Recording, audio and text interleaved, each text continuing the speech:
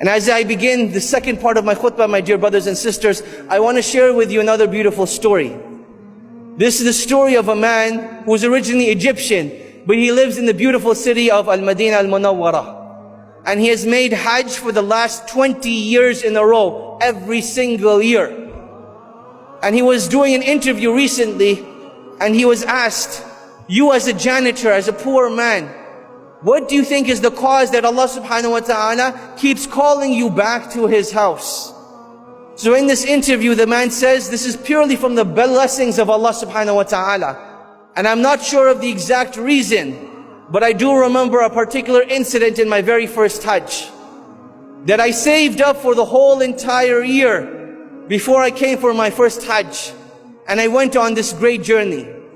And as I'm on a bus on my way to Mecca, I see this old woman who is old in age, big in size, struggling to walk with her cane. And you can see that she is in an immense amount of pain.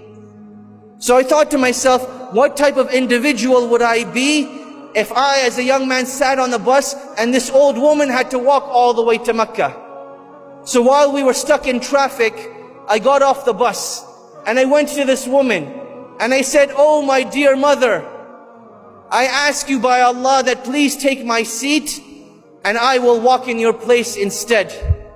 And this woman, she started to cry with tears, thanking Allah that Allah subhanahu wa ta'ala had sent someone that would take her on a bus rather than her having to walk. And as she was getting on the bus, she turns around to that man and she says, oh my dear son, I pray to Allah that Allah subhanahu wa ta'ala never prevents you from making Hajj again. And he says, Allah knows best, but I believe that was the cause that each and every single year, Allah subhanahu wa ta'ala sends someone knocking on my door that requests my help in going for Hajj. Or they request my company. Or they say, I want to take you to Hajj for free. And each and every single year for the last 20 years, this is what has happened. My dear brothers and sisters, when we make dua to Allah subhanahu wa ta'ala, we need to remember that nothing is impossible for Allah subhanahu wa ta'ala. Ibrahim alayhi salam, he was thrown into the fire and Allah subhanahu wa ta'ala told the fire to be cool and peaceful. Maryam, the mother of Isa, Allah subhanahu wa ta'ala granted her a miraculous birth, even though it was not humanly or physically possible. Isa alayhi salam was born speaking in his cradle. Yunus alayhi salam was devoured whole by a whale and taken to the bottom of the ocean.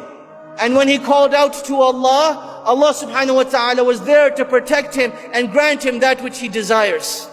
My dear brothers and sisters, that is our relationship with Allah subhanahu wa ta'ala. وَآتَاكُم مِّن كُلِّ مَا سَأَلْتُمُوهُ. That if you were to ask Allah subhanahu wa ta'ala, Allah subhanahu wa ta'ala is shy to turn our hands away empty-handed. Rather, we are the ones that fall deficient. That Allah subhanahu wa ta'ala has given us this great blessing, yet we do not take advantage of it. My dear brothers and sisters, Allah subhanahu wa ta'ala does not get angry when we keep asking for the things that we want and desire. Allah subhanahu wa ta'ala becomes angry when we don't ask of Him, when we think of ourselves self-sufficient.